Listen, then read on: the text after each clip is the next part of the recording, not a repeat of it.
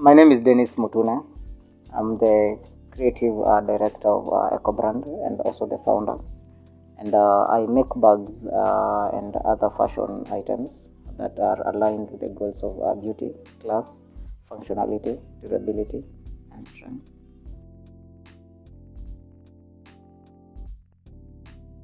My name is George Otieno. I'm a fashion designer in Nairobi, Kenya.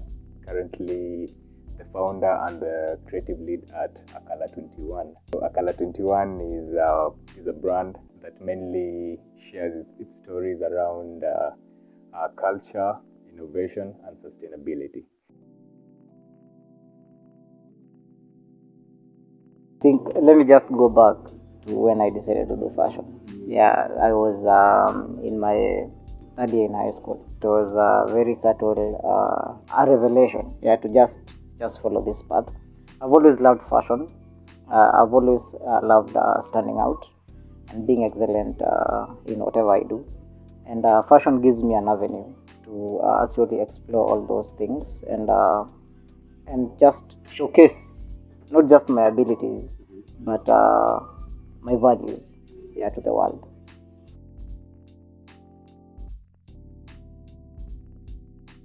So actually, the whole story of Akala traces back to my childhood. I actually went to boarding school at a pretty young age. Yeah, and then constantly we used to be bought sandals. Every time I used to call our dad that, hey, the sandals have been worn out, they weren't very durable. So the solution to that, now my dad decided, no, I'm not going to be buying sandals every time. Just buy one solution to you guys, and that's just the upcycle tire. And that was now Akala. So I started wearing Akala at a very young age, and it created a very great significance in my life in terms of viewing it from the element of its utility and then also just it being stylish.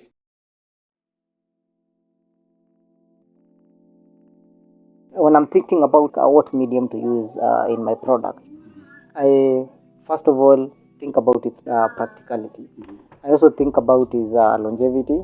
I think about its beauty, and I also think about its strength in relations to whatever I'm going to create. All those values they add up to the overall outlook of the product.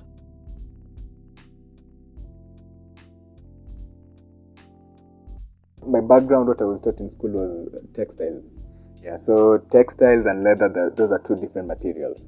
Yeah, so when I was starting out, the first edition of the sandals had elements of textile, but now I realized that's not the approach I wanted to go for. So I had to just purely reinvent and just go for leather, both for the straps and for the insole.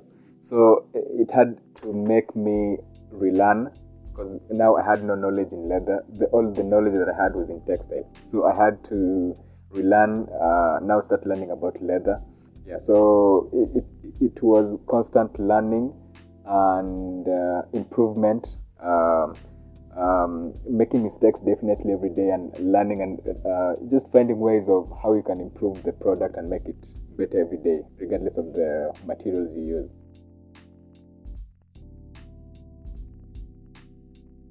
I defined my customer, then the customer defined my product. Then I threw myself into the deep end of the market and started creating pieces that I thought the market wanted. But then the market introduced me to concepts of color, beauty, and things that actually stand out. So they shaped the way I looked at fashion pieces, the way I crafted them. Now I started merging my own values with the consumer's values.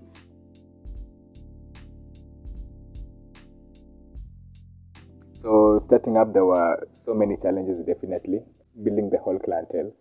But I actually thank God because the first people who helped me or supported me get the clientele were my close friends and family. Because most of the first clienteles I got were by referrals. Yeah, you made this product and then you took a photo and you shared it with your family, you shared it with some of your close friends, and then that's how now, the whole ecosystem started forming. Yeah, so that's how I actually started building my clientele over the years.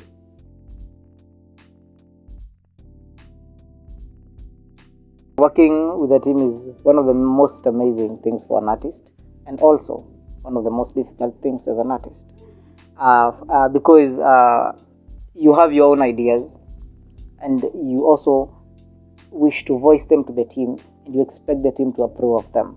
But a good team does not always approve of a creative's ideas. Rick Rubin said that good ideas and good products, they face an equal share of resistance and acceptance in a space. A team enables, it gives your idea viability, it gives your idea not just the overall vision of practicality in the market space, but it also tells you, can this work or not?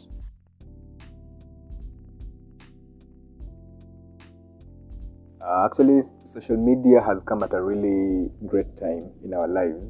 Yeah, because now what social media is doing is making you reach to audiences that you wouldn't reach easily when you were to do things from a physical perspective. If you are to walk here to Junction Mall to just show somebody your product, you just post it on social media, and not somebody at Junction Mall would see it, but even somebody in Coast, somebody in America. Yeah, so it social media has actually broken the boundaries.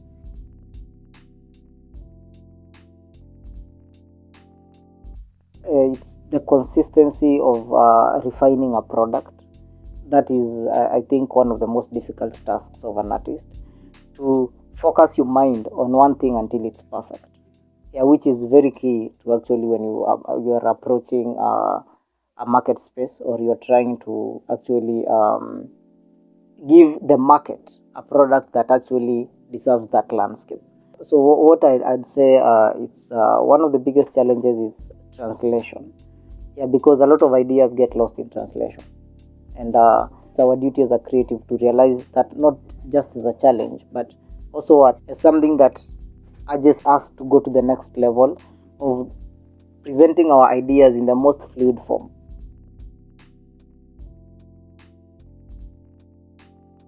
Actually, most of the current challenges, they are pretty visible in the country. Yeah, things like taxation and everything. Yeah, that's one of the main challenges, because the cost of even raw materials are going high every day. Yeah, you probably bought this leather at this amount last month, but a couple of weeks later, going, it keeps on going up, and you won't keep on adding prices to your product as well. That now you bought this sandal at maybe this amount, and then 2 weeks later you want to give maybe your dad, and then you're like, no, it's no longer that amount. Yeah, so that's a really big challenge.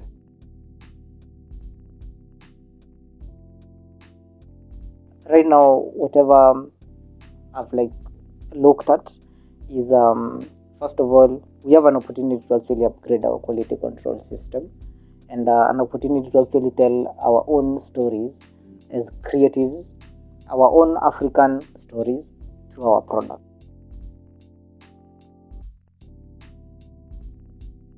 Everyone is a genius. Most creatives can have so many abilities. This guy can paint, this guy can do this guy can do this, of which it's all possible. But there's always that one calling, that one click that doesn't match all these other talents that you have. Yeah, so just take your time to find that one, and then from that, now with your passion and your confidence, definitely there's nothing that can stop you from achieving your dreams. All these ideas you have, all these visions you get, yeah, you will always get there.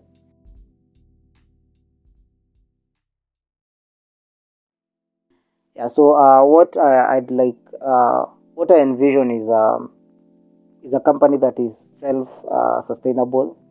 It reaches people, it affects positively, it impacts positively on people's lives, and it makes money for its founders first of all, and it also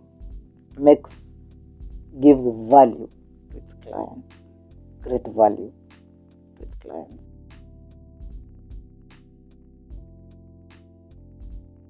In the next 5 years, we want to even tap into something that will even give back to the society, and that's now human health. How can we incorporate human health into footwear? how can you purchase shoes that's going to even make you better? Or even if you had a certain condition, how can this particular footwear help you? We see it's going to be a way of also giving back, because a lot of people love shoes, but we don't get proper shoes for our feet. That's why we start having all these pains around our knees, around our backs, just sometimes because we don't wear proper shoes. So if we have that element of health conscious into our footwear, it's going to make our footwear even to be widely accepted, because now you're buying this not just because it's beautiful and dope and everything, but because it's also adding on to my health, it's adding on to my well-being. Yeah. So that's the direction we are looking ourselves in the next 5 years.